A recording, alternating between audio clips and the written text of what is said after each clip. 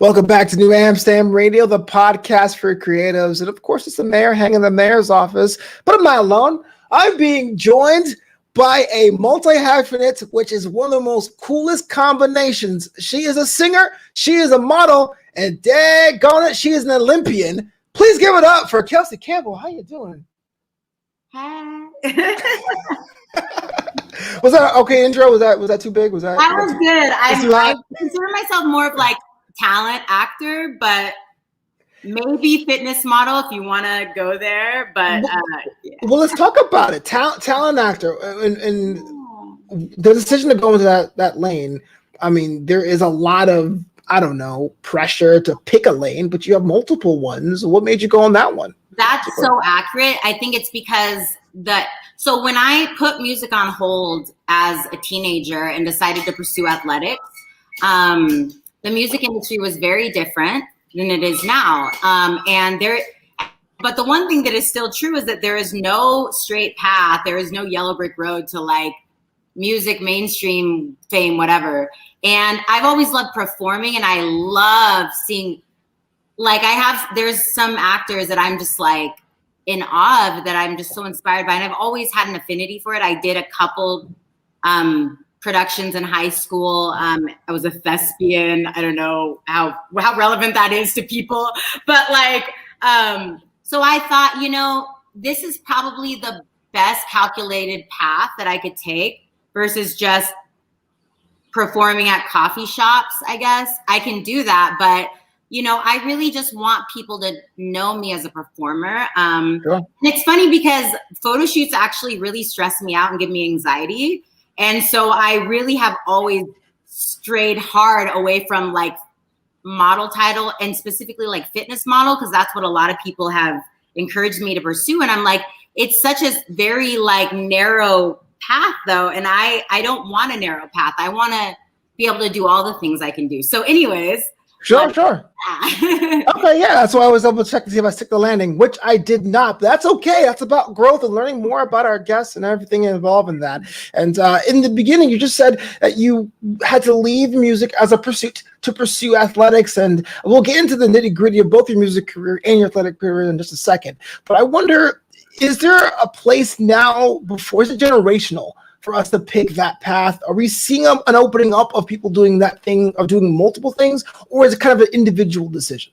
I think it's a little bit of both. And I say that because I do think social media is showing us that, because, growing up, I don't know what era you grew up in. I'm a true blue millennial, and I really, you only know what you see, and we only saw what was available. And when it came to like pageants or models or makeup or movies or music, I mean, people were categorized, and I can tell you right now, no one looked like me. I mean, I'm actually doing a pageant this summer. It's a smaller pageant, but I was inspired to do it before the pandemic hit, because I was like, people look different now on screen. Yeah. They look different. They look like me now, and they did not growing up. And I remember being acutely aware of how much they did not look like me. So it's a little of both, in the sense that I think you kind of have to know yourself. And if you decide you want to do something, you should do it. But also, I do believe the landscape has changed. And maybe 20 years ago, when I put music on hold, so to speak, there was like a very specific way to do things. Whereas now it's like, you don't even need to be signed with a label to be an artist. You don't even need to have an agent or an agency to be well known. You just have to be good at what you do.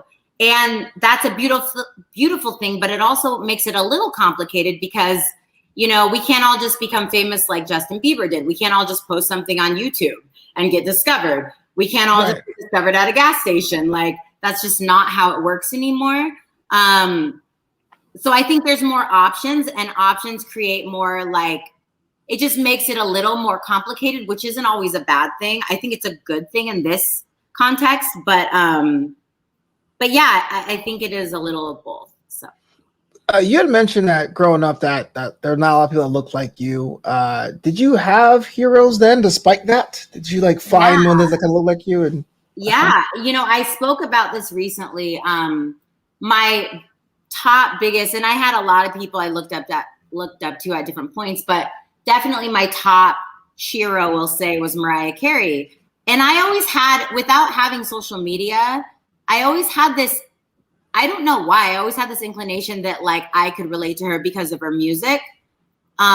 She always had people of color, African Americans, whatever, non-white people in her music videos, in her music. And I was like, I didn't know, I knew a little bit about her, but we didn't have Wikipedia. It was different back then. You couldn't just like look someone up that way. But I always had this sense based on her music, especially, that this was a person that sang and wrote her music, which I'm a singer and a songwriter. Sure. And that's really, if I were to categorize myself, I would say that's what I am. And she was just so inspirational. And I just finished her memoir, and it was mind blowing because she's always been extremely eloquent. Like if you're familiar with her, she's just such an impressive lyricist, but all of my inclinations growing up were true. Like I could have written the book, not as good as her, I'm sure, but like she went through things that I literally went through. I mean, it's insane. Like, wow, like I wasn't crazy growing up, going through this stuff and knowing it was wrong. It was wrong, and other people went through it, And so Mariah Carey definitely tops the list. And again, I think being a female athlete in the sport of wrestling, any female that breaks a glass ceiling, I'm on your team. Like, it is not easy, no matter what you see in the media, no matter what you say to the media, it's hard. And really not even just females, anybody that is the first to do something, like there's no blue book, there's no instructions. And especially today, oftentimes, if you decide to speak up for whatever, you may very well be risking your life. So I really admired Mariah Carey growing up, but I think today as an adult, I just admire anybody that's willing to stand up and speak up. Yes. Or take a knee if that's the case, whatever. I got to jump ahead then. Well, I promise we'll get to your music release, but I've been perusing your Twitter and social medias, and if there's ever an example of someone speaking out, it's yourself. I mean, you have a platform now more than ever. I mean, you have people that are hanging on what you're saying, and I do think there is a little bit that's true to you and authentic of what you say, but I like the way you curate the content you retweet.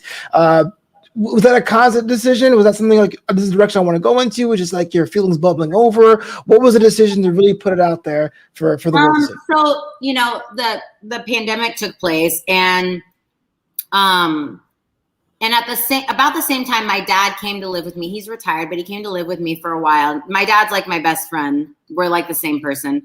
He is a dark-skinned Jamaican man. He is very dark-skinned. So we look alike, but obviously I'm light-skinned, so my experiences are different. When the George Floyd homicide took place, my dad had started living with me, and things were just so on edge, like across the board. I think I'm a introvert, and I'm kind of more comfortable being by myself, but I think like just the social state of our country, people just weren't used to being in this situation. People weren't used to having to really answer for their behavior. And social media was the only outlet, right? And I've always been, I'm an introvert, but I am an empath, and I'm a critical thinker. So I really, really open myself up to dialogue. I really do.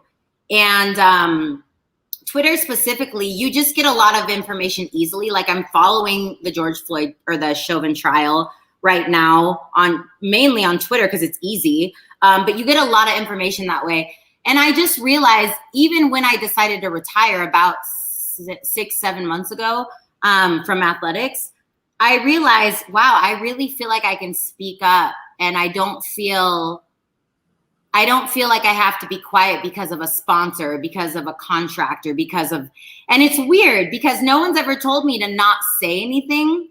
Right. When it comes to what's going on right now. Now, as a wrestler, I have been silenced many times. As an athlete, I've been silenced many times. But when it comes to racial and social unrest, no one's explicitly said, I mean, people have disrespected me. Like, if you've been on Twitter, you've seen it. Like, people have blatantly disrespected me and whatever.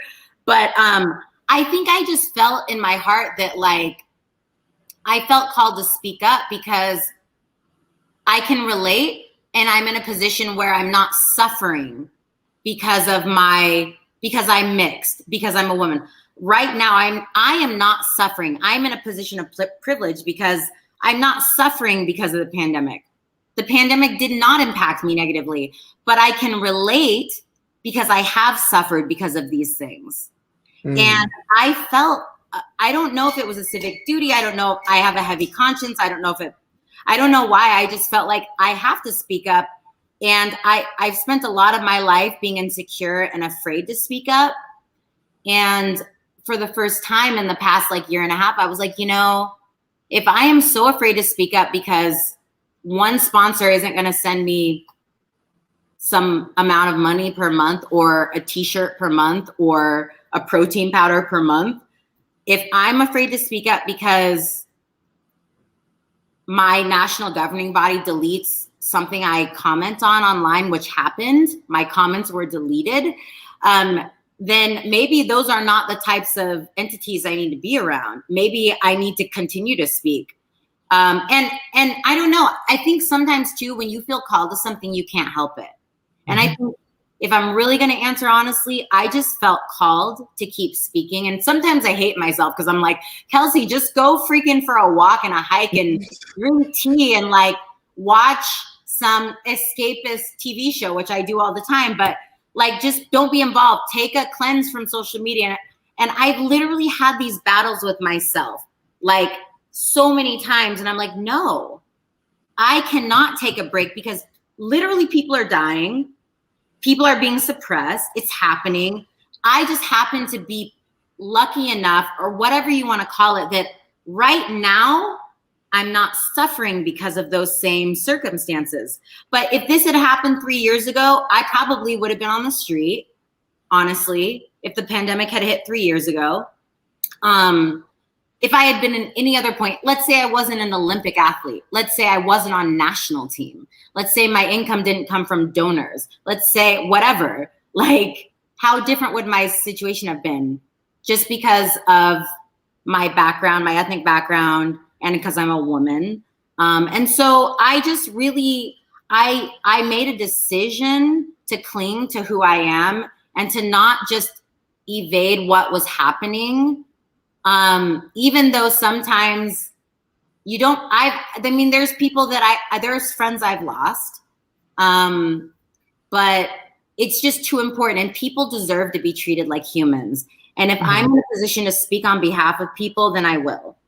So that's Absolutely. The long answer. If you have the ability, you have the responsibility. And it's interesting because we've had, I've asked this question to a lot of people, and it tends to be those identify as minorities, whether the gender minority or ethnic minority or racial minority, the ones that have that internal debate of what is it to be playing it well or playing it good or speaking out or not saying anything is not my problem, but it kind of is. And I'll admit that I was kind of in that same boat too, but probably not on the same scale as yourself. But it is interesting to note that.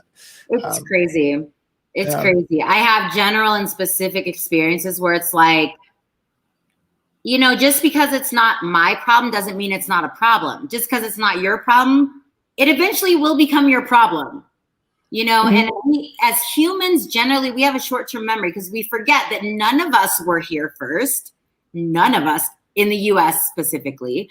And I think I've made a decision to not dismiss that. I've made a decision to know where I came from and to know how our country was built.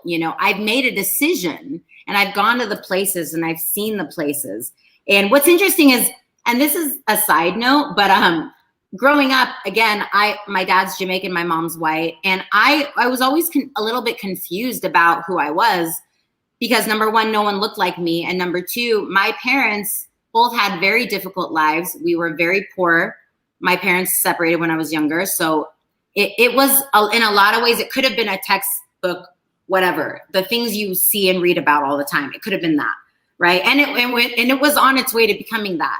But I like 2.5 years ago, there was a special going on with Ancestry.com, and I was like, let me click that, because every year on Black History Month, I feel a little bit like an outsider because I'm light skinned. So even like USA Wrestling, they would never ask me to do interviews. They would never talk to, even though whatever, they would ask anybody that was dark skinned. But if you were light skinned, they just assumed you weren't included. And I'm telling you, it hurt because I felt the pain of being a mixed race. I felt the pushback of that, right? Sure. So I was like, I just need to understand, because my dad grew up in Jamaica. He doesn't talk about it a lot. And my mom, anyways, there was just a lot there. So I had to just be proactive. And I realized I'm literally like over 50% Nigerian. Like I was like, I'm as African as it gets. And like, I don't know if they didn't know. And I even told my dad some of the findings I found, and he was like, really? Wow. Yeah. But I think, it's important to know who you are and to stand up for who you are and people that are like you, whether that's your skin color, whether that's your gender, whether that's your perceived gender, whether that's your belief system. Like everyone deserves to be represented and treated humanely. I could go on all day. Like I don't really know my place in all this, but I do feel called. Feel called. So it's interesting because I also had the ancestry bug, and I wanted to say, well, what the heck I am? And well, it's actually a stand-up comedy bit of mine, but the actual real part of this was I did a little spit and sent it off, and it came back, and it was like, oh, you're like 40% from Benin, and this part European, this part whatever. By our findings, we think you're like Caribbean Lesser Antilles migration. And I was like, wait, I just paid you $100 to tell me that I'm me? Like, I already knew I was Caribbean. Thanks for confirming that, Ancestry.com. Yeah, it's weird. Like, I think everybody has a different journey, but I think it's cool. Like, if you know who you are, that's what matters. Right. But I didn't know who I was. I was like, I'm Jamaican. Am I even Black? What does that mean? Like, I literally didn't know because my last name's Campbell. Hello, it was colonized. Like I had no idea who I was, And so I think I appreciate you sharing that because it's like, you knew who you were. I didn't know who I was, but we should all have the right to be who we are, Sure. But for clarification, I will say there's the race and culture that way because like, even though I knew I was 100%, like my parents are from Soul Island, you know what I mean? Like it definitely felt like I knew it. But when I go to the proverbial cookout or like the bashment or whatever have you, you're just like, I am American AF, aren't I? But then you're sitting here where America looks at you to go, but where are you really from? And you're like, well, which one is it, bro? Like I'm stuck between two worlds. And so, let's make this about me. But let's make this about you. I love this. I don't know why, but I am so passionate about this. Like, the dice falls however it falls, but I wasn't always like this. I wasn't always outspoken. I always had the thoughts and the feelings, but I wasn't always so abrasive about it. And I just feel called to it, and so I appreciate these conversations because if nothing else, someone might watch this and be like, I can speak up. I can say something. Because you and I'm sure you've had that moment where you saw something or you saw someone, you're like, I can speak up. And I get emotional thinking about it because like, like we don't realize like sometimes people just need to see they just need to see one person. It doesn't have to be like a press conference from an elected official. It can be someone like me and you. We're just normal people. Like I came from a workout. I didn't even shower. I'm actually really stinky and gross right now. And thank goodness for Zoom because that's why I asked you off the record because I was like, I don't know, but whatever. But I think sometimes we don't realize somebody might see this and they're like, I just needed someone to say that, And I just think it's really important. I think people don't realize how important it is. And it's not, speaking about your struggles is not for everyone, and it's not easy, but when you do, I really applaud everyone that does, you know? So I just believe in it. I just believe in it. Live your truth and express yourself however you see fit. That's truly what the American way is all about. Let's talk about mantra. Mantra's a way of you expressing yourself in the music space. The single's out now, and the video is out now if you are perusing the internet as well. Can I describe it as a reggae pop ballad, or do you have a more accurate interpretation? Yeah, you can. It's funny because the song, okay, so very short story. My dad was humming one day. He has one of those like high-pitched, I don't even know, like high-pitched. He's a good singer, but he's whatever. So he was humming one day when he was staying with me, and I started writing, because that's what songwriters do. We hear something, we get inspired. That's like how it happens. And I wrote the song, and then I found this incredible producer in Southern California. And I told him, like, my dad, you know, inspired that. He was like humming some Jamaican song. But when I wrote it, I imagined it being like a ballad, like Alicia Keys' ballad, right? But when I told him my dad inspired it, he heard it as like, oh, a Jamaican like inspired. So he produced the beat, and that's how it became what it was. Like, and it's incredible when you collaborate with people, because you just never know, because I did not write it or imagine it being what it became. I wrote it inspired by what was going on. I literally quoted MLK. I quoted coaches I had. I quoted I like literally was writing about my own experiences, but the song itself was inspired by people outside of myself. And so it was a really cool creation, honestly. Yeah. Well, I looked at this on the post on Instagram, and here's a quote. If you're having to read it, it says, quote, written during a time of unbearable heartache, the type that nothing seems to cure or mend. Sometimes we need just to love. We just need love. Excuse me. That's a different song. That's a different song, by the way. Oh, okay. That's not mantra, but it's okay. It's the next series I'm going to do, so it's all good. Fair enough. But I thought the sentiment was pretty much universal here, because listening to mantra, you did get the feels, especially for me growing up with Caribbean parents, the cleaning the house music, the party music, to get together and watch guys play cricket outside music. Just another question about this: the process that you went through it, collaborating with other people, and it was a morphing for you, like you just said.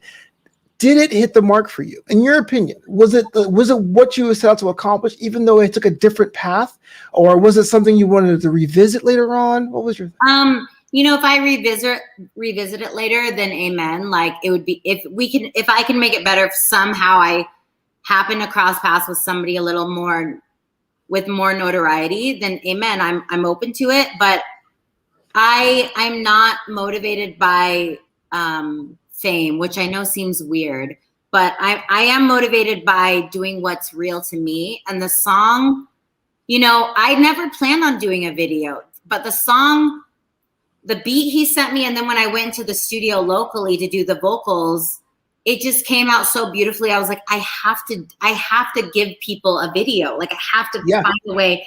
And I've never done a video. I don't have a music manager. I don't know how this works. So you know, it really was more than I expected, and I learned a lot through that process. And even now, if I were to redo it, I would do it really differently, because it was a learning curve. But I'm so grateful to put it out. I never intended it to take this long. I thought it would come out a long time ago, and that really came down to people within the crew. But I think it was a really amazing product, and I really hope that the song, whether it makes you emotional or inspires you, I really hope that that you connect, that whoever is listening connects with it. That's really, and to me, like, I'm not motivated by fame or money, which I guess is problematic in a sense, because it costs money to make music and videos. But I'm really proud of what we did, and I'm proud of the product, and I really hope that people are inspired by it. I really am. Was it seen as a departure from your fan base, or an extension of what you are, who you are, and how you create? I feel like it was a little bit of a departure. Like my close friends in my circle within the athletic community were supportive, but the wrestling community is kind of funny because I think culturally, like all Olympic sport athletes, especially the thing that people don't realize is if you're an Olympic sport athlete, you're not getting big signing deals like an NFL player. We don't get paid by the government. And I have to say this over and over again because people don't know this. We don't get paid by the government. We don't get huge endorsements just because we're on national team or just because we make an Olympic team. I made more money as an intern than I did as the #1 Olympic athlete in the United States. Right. And I got the receipt, so, whatever. But it was a departure because I think as an athlete, I felt like, well, I need to get camps and clinics. I need to get sponsors. So I need to make sure that I brand myself. And I remember there was a time where I almost kind of resented even branding because I was like, so basically I just have to be what looks good to you, like for me to get paid. Okay, whatever. I don't know. Like, and so what I've noticed though, departing from just strictly wrestling and athletics is people do engage with me more on politics and on my music. People are really interested in that. Whereas wrestlers kind of just, I'll say athletes in general, and I get it because they're like, okay, I can't be on social media. It's too draining, right? And it's too depressing. Oh, another guy got shot, right? Or with music, it's like, it's just different. And if I retweet or repost this, does that hurt or help my brand? And that's what Olympic athletes, those are the things you think about. You're always thinking about your brand, which to me, I'm like, that's no way to live. And in a sense, I feel like once I stepped away, I was like, wow, I feel like I can just say whatever I want. Right. And it for me, I can't speak for everyone, but for me, it was a little bit freeing. And definitely I have a different audience with the stuff I post about now on social media. And I post a little bit differently on every platform, but your fan base, my fan base is mostly wrestling. And I've had to come to peace and to come to terms with the fact that, people might not want to follow me because I talk about these things constantly, but I'm going to talk about these things constantly. Like literally, I did a guest editorial for a magazine about racism and sexism, and I'm going to share about it soon. And I'm like, some people just they either don't want to acknowledge it or they don't think it's a real issue or I'm just woke or whatever. And people are going to be put off by it, but I'm not a competing athlete anymore. And I feel like I need to say what I need to say, and it is different. It's a little bit of a different culture and environment. And this past year has made that incredibly evident. But does that seem kind of paradoxical in a way? Like I think we buy into athletes and what they represent and ideals we strive and love to, but if they have an opinion about something we don't like, we are quick to say that's not good. I mean, how is that psychologically healthy? 100% paradoxical. Like look at LeBron James. Like I was a Kobe fan. I was always a Kobe fan. I would just choose. And I was like, no, not LeBron. But, now, like LeBron James has done so much for people, for humans. And people are like, stick to basketball. I'm like, are you serious? So what you're saying is you're only allowed to be good at this because of what? Are you serious? But then on the other hand, people are like, celebrities are so fake. They only post this and that. Influencers only post. And then when they post something real, what it comes down to, in my opinion, is people are just judgmental and not informed. That's the reality. And that's the learning curve, because I have gotten into these dialogues with people and people have said, like, I made a comment about a recent situation with a pro athlete and someone was like, what do you know? And I was like, a lot, actually. I've been a pro athlete for 20 years. And they're like, but nobody knows who you are. And I was like, what does anyone knowing me have to do with my knowledge on being a pro athlete? Like, but those are not you can't even have those conversations. It's not even worth your time. But then you almost feel bipolar because you're like, okay, but they need to be educated, but they're not open. But these athletes are using their platform to do good, and it's paradoxical, like across the board. It's like, I think when you start to question yourself, that's when you know you're doing the right thing, because there's nothing rewarding about being an activist. There is nothing rewarding about breaking a glass ceiling. I'm telling you, when I was the first female to wrestle for Arizona State University, the wrestling team, I was the first female. We've had other females and now we have a really solid group of athletes there. It's actually incredible. There was nothing incredible about my experience. I cried every day. I had to prove myself every day. That's not why I did it, whatever. It wasn't even my idea to wrestle there. Like, I feel like a lot of people that do this, like if you've read any of former President Obama's memoirs, you'll see like a lot of what he did wasn't his idea. Like a lot of times when you're doing something that no one's done, someone else inspired you to do it. And it's hard and you're like, why am I doing this? And then you realize, because you have to.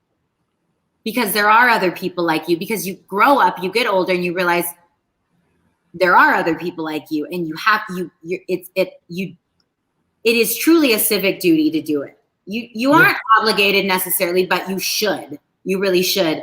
And it's really weird. And I'm so grateful. I'm so grateful when people of major influence use their platform. Even if I don't agree with everything they say, I'm so grateful because of how uninformed so many people are. So many people just say whatever they want to say because they can, because they have an iPhone and Twitter's free. Like, right. You don't know anything. You're not educated. You're not an expert in anything. You're living off whatever check you get in the mail, whatever. That probably sounds judgmental. And I'll be the first to say I'm very judgmental at times. How can I not be? But man, it is a strange time of people using their platform for good, and they should do that. And nobody should ever get talked out of being an advocate and being a voice. That's my opinion. Sure. And have you seen your current or evolving worldview flow back into your music? And if so, how? A little bit. So I think the song, especially Mantra being released, like I never thought that would be the song I released. There was a song that I always thought would be my first one. And it was about an ex-boyfriend who like destroyed me, and it was whatever. Right. But then I wrote Mantra.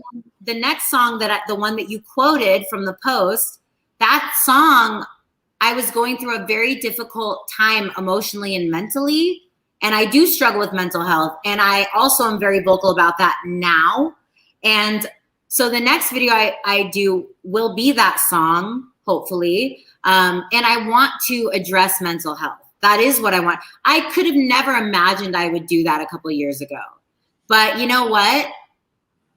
I feel brave and emboldened to talk about it because I've seen other people do it. And I know that there is a generation ahead of me that needs to see it. And it has impacted me artistically. It has impacted the way that I approach things. And even in an indirect way, when you're talking about sponsorships or endorsements or even signing with agencies, and like, you have to look at what do they stand for. You have to look at those things, you know? You can't, if you're really just doing it to get paid, I'm not judging you because I get it. I know what it's like to need to make money. I know what that's like. But for me, like, it all kind of crosses over at some point. Yeah. That's very astute. And a lot of times for creatives, the listeners of the show are usually those that are starting off their creative endeavors or trying to find a way to monetize the creative endeavors they like. And there is that balance between the art form or the craft and trying to eat and trying to not sell out and maintain your integrity. It is a balance. No one's judging you for doing that. But it's always good to know where that money's coming from. Just, it's good practice. Yeah. But just want to thank you so much for being on the show, Kelsey. This is great. This is like, I have taken so many truth bombs and taken it back to my own camp. Where can the world find you, hit you up, buy your albums, buy your merchandise? Do you have merchandise? Let us know. No, not right now. I like musically, I really am doing it all on my own. So I'm not trying to get too crazy. I'm trying to stick to things that are that I know, like the music and the videos, right? And the other stuff will come with time, I'm sure. Yeah. But I've switched most of my platforms to I Am Kelsey Campbell. And then my Twitter is World Changer, and that's what all my platforms used to be. But when I retired from wrestling, I just decided to like change, right? Yeah. But yeah, I'm Kelsey Campbell on YouTube. It's Kelsey Campbell describing what does not incriminate him. He's willing to do that, but when it comes to anything that he might have done, give me 1 second. I'm so sorry. Denies engaging. This is so funny because it's not. There funny. are some sporadic references to dealing on the street, but there's nothing. I'm following the trial. Oh my gosh! And they were on a break, and I was just leaving it on, so they just started. Anyway, I gotcha. I apologize for that. I've been following it like every day since it started. But yeah, I am Kelsey Campbell. I'm on YouTube at Kelsey Campbell. There's links on most of my platforms, my website. I'm on Pinterest. I don't know. Like, I feel like that kind of rolls off the tongue. I feel like I'm pretty easy to find. So. Oh, fantastic. And before we get out of here, just any quick advice for someone to be listening right now and maybe struggling with their own way of expressing themselves in these trying times? I think just don't get talked out of what you want. I think for the most part, if there's something you really want, don't get talked out of it. Even if people make you feel crazy or inadequate or try to remind you of where you come from or whatever, if you want to do something, be crazy, be insane, and just do it. Like, just do it. Honestly, this is not a Nike shout out, but honestly, like, just believe in yourself and don't get talked out of it.